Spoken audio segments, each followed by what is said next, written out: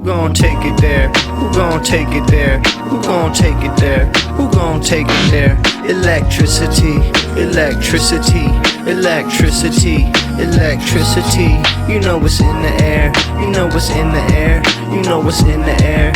You know what's in the air. It's possibility. It's possibility. It's possibility. It's possibility. All right, so I caught David Hogg's appearance on the Adam Friedland Show. Adam Friedland has been going viral, low-key viral more and more often recently, getting some pretty impressive guests on his show, having some interesting interviews with them, mostly pretty humanizing interviews. He also kind of has a habit of interrupting people. He's not the most professional interviewer, but that's part of the charm. And it's funny watching him talk to David Hogg because David Hogg is younger than him and in many ways puts off the kind of young guy vibe, but he's very serious. And he obviously, went through this traumatic event. This is one of the kids who was at Parkland High School when there was a shooting and kind of became a gun control activist. Recently, he was involved in this whole debacle where the DNC tried to kick him out as vice chair over his connection to an organization that is essentially fundraising for primary challenges to establishment Democrats. So the outside looking in angle is obviously the establishment Democrats are trying to get him out of the Democratic establishment because he's trying to overthrow the Democratic establishment. There are more procedural things at play and like rules and stuff that he supposedly can't be involved in primaries. He disputes that a little bit. And essentially what they did was force a re-election, which is coming up for these vice chair positions, essentially in order to force David out. And then he came out and said that he's not going to run again. So now he's officially on the outside of the Democratic Party, at least in terms of the establishment. And he's continuing to try to run this organization, Leaders We Deserve, to try to push younger people in and push older more establishment representatives out. But it certainly is going to depend on his policy focus with this organization of his. So let's play a little bit from this interview to get some insight from David Hogg about the DNC. The question for you, and like we can parlay this into your experience with the vice chair of the DNC, is it salvageable? Is the Democratic Party salvageable? An institution that literally wanted to fuck you off for trying to make any changes. I mean, I think the bottom line is with the way that our government is structured, and trust me, Adam, this is not a question I take lightly. This is not something that I'm just saying because it's like, oh, like this is just the way things are. Just structurally speaking, the way our government is set up, we're probably always going to have some kind of two-party system in one way, shape, or form. Frankly, many times the only good politician is a scared one, specifically one that is scared of losing their job. And if the government is not going to change our gun laws, if they're not going to address what is happening with whether it's what's going on with Israel or what's happening with the climate crisis, or the fact that we are a military welfare state that is feeding a private prison industrial complex through our broken immigration system right now, where there is literally a multi-billion-dollar incentive to not fix that system. If our government doesn't change that from the pressure on the outside, we'll just outlive who is in government and change who is in government by getting these young people elected that actually do stand for something, hopefully. And it's not... These motherfuckers live, though. They do. Some of them, I don't know how they look like Emperor Palpatine. But that's the crazy thing, Adam. They'll say like, oh my God, experience is so important. It matters so much. It's like, if experience actually was so important and helped us so much, I wouldn't be talking to you right now because we wouldn't be in the crisis that we are in with one of the oldest Congresses we have ever had. The point that I'm getting at is that when it comes down to it, we can have a party that fights just as hard as Republicans, but I do have to say, we are playing on an uneven playing field right now where they have taken over the courts, where when Biden did try to do a lot of really progressive things, all of a sudden injunctions were issued and we couldn't do anything, right? Trump comes into power and then the Supreme Court is like, actually, those injunctions, they don't really matter anymore when they're done against Donald Trump. So it is to say we absolutely do need to do better as a party and we have to get better at fighting, but there are increasingly structural factors that make it way harder for us to fight back, and we need to address those at the same time. And it's hard. It is incredibly fucking hard. It is incredibly fucking depressing, and it's hard to do this work. And they hate you. Some of them do, certainly, but I'm fine with it. You think, what's your approval rating in Democrat DC? Probably 3%. Jesus Christ, bro. Yeah. But you're gonna cook them? I think I'm going to outlive them.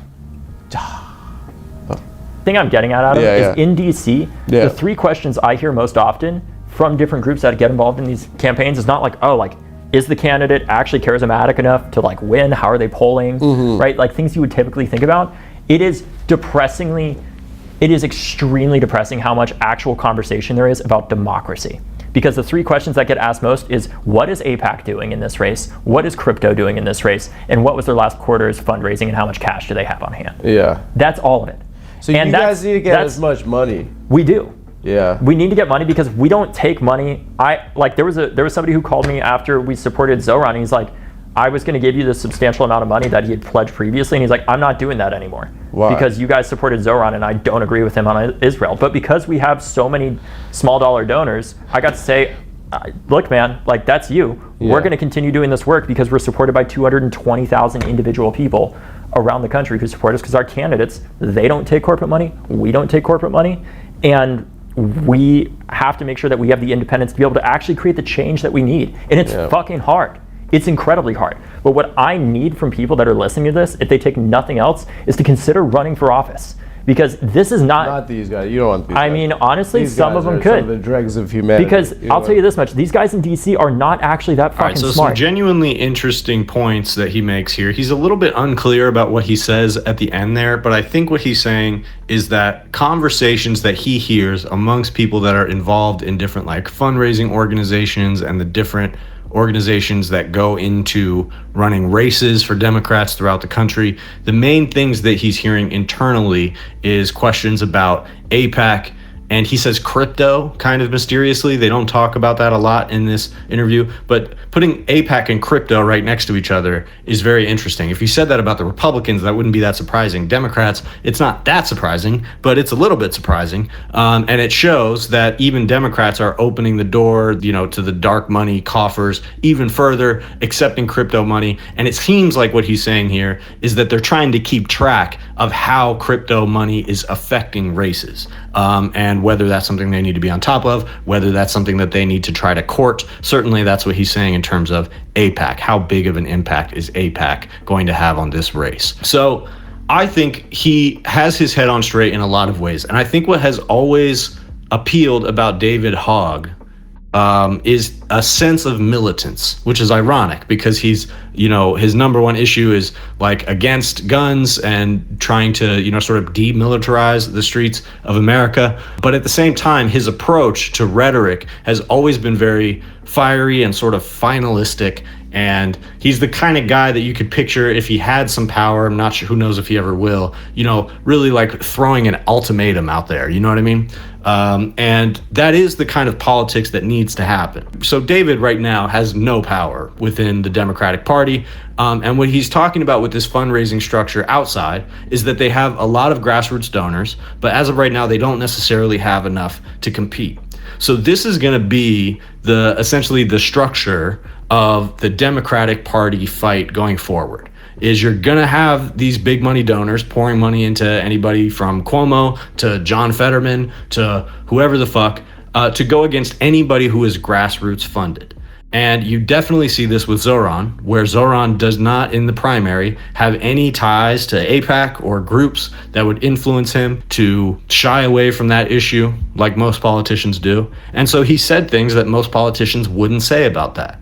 And so not only is he sort of going against the grain anyway, just by nature of doing that, but that also attracts a lot of attention. So now all of a sudden he's getting an enormous amount of pushback, and even the people on TV hosting the debates are pressing him about specifically the issue of Israel. In that case, that really worked in his favor, that people saw, oh, this is fucking weird, and also clearly you guys are inadvertently framing him as the person who's going against the establishment groupthink. It's clearly demonstrated for us. So we've seen with India Walton and with the loss of Cori Bush and the loss of Jamal Bowman that having the grassroots campaign approach is not necessarily enough. And AIPAC, when they focus their sights on not allowing a candidate like that to win, they can have some success depending on the race. So how we are able to create structures that fund candidates that are able to meaningfully challenge the establishment methods of funding candidates is going to be the number one decisive factor of if the Democratic Party changes at all between now and the midterms and then the next election cycle. And obviously, from the behavior of Chuck Schumer and Hakeem Jeffries, they have no interest in changing. They want to wait this out and see what happens. They want to try to keep their donors happy in the meantime. They have no interest in making any type of political moves. But the donor money is going to keep flowing to them because of that. And so I'm not, 100% trusting of David Hogg. There's been controversies over the years. He started like a weird pillow company to try to compete with the My Pillow guy, but then decided, actually making pillows is a pretty hard thing to do. He ended up stepping away from that company because people thought it was a grift. So just a little bit of bad judgment, I would say. And there's probably more examples of that. But this idea of creating a structure that's aimed at identifying people who want to run and creating fundraising structures that can actually get them across the finish line, not just in a place like New York, but across the country in all kinds of different small and high stakes races. That is going to be what characterizes the Democratic Party going forward. Kat Abu-Ghazala, the person running for Congress in Illinois, I think I wrongly stated the last time I talked about her that she's running for Senate, but she's running for Congress in Illinois. And she recently has been trying to do streaming as a fundraising structure. So she is just doing, a politics stream and accepting donations that way. And that's a really interesting idea. She seems to have some decent momentum out the gate. She is popular. She used to work for Media Matters. She has an audience. When she puts out videos, people see it. She was recently assaulted by ICE publicly at a protest, and that got a lot of attention. So she's well known. And so if that type of structure can be harnessed in order to fund grassroots politicians, that could make a world of difference. It also sets up a different set of laws, restrictions, possible crackdowns of, terms of service or something that could affect you. But taking advantage of different channels like that, and like I've been saying, the audience and having an audience of a lot of people and a lot of reach and a lot of name recognition is the number one form of currency, even more than actual currency. And as the administration tries to go after and deplatform certain people and pressure companies to get certain content creators taken down or videos taken down or people taken off the air, the ability to quickly adapt to different platforms and have audiences that are ready to move to different platforms and ready to take action to support the people that they support, not just by coming out of their pocket with some money, but by spreading the word, or by pushing content out there if it's a little bit less visible because of something that happened, helping somebody fundraise if they're running for office or whatever. Those type of networks are going to become increasingly important. And part of what it reflects that the Democrats are thinking more about crypto is that they're recognizing that this whole system is kind of breaking open. And it's becoming a lot harder to even keep track of where money is flowing to, how it's flowing there. And the right-wing people, in embracing Web3 and crypto and all this crazy, creepy shit, they are starting to take advantage of some of these spaces that are less subject to, government crackdown. And obviously crypto, especially Bitcoin, is being fully appropriated by the government. And some people think that even the driving down of the value of the dollar right now is connected to the fact that they want to profit off of the price of crypto and other Bitcoin. That's certainly one direction our economy could head. But it is just important to think about these different spaces and how we can quickly adapt to them in order to outcompete some of these very powerful, very establishment, but also very hubristic enemies within the Democratic Party and outside of the Democratic Party that need to be defeated in order for progress to be made. So it's just an interesting thing to think about. I'm not a big fan of crypto or anything like that, but definitely paying attention to the streaming model and, using our imagination for how we can get out there. Zohran Mamdani, in large part, won because his way of reaching out to different people was very creative and very fresh. It felt very new. It had a creative aspect, an artistic aspect to it that drew people in, as well as Zohran being very appealing. So that's the type of model that cannot be competed with by people who just have access to a lot of money. And so in the absence of us having enough money to just throw at these races until we get the result that we wanted, we're going to have to come up with methods that work better than anything that they can come up with. And some people are doing that. And it's especially if your whole goal is recruiting young people, that's pretty much the only hope there is. I'll keep an eye on what David Hogg is doing going forward. I think he'll have a lot more ability to be effective at challenging the establishment of the Democratic Party now that he's been kicked out. But he's going to have to stay at it. And, whether or not he's the right leader for a movement, I don't know. But it seems like he is trying to do the right things at the moment.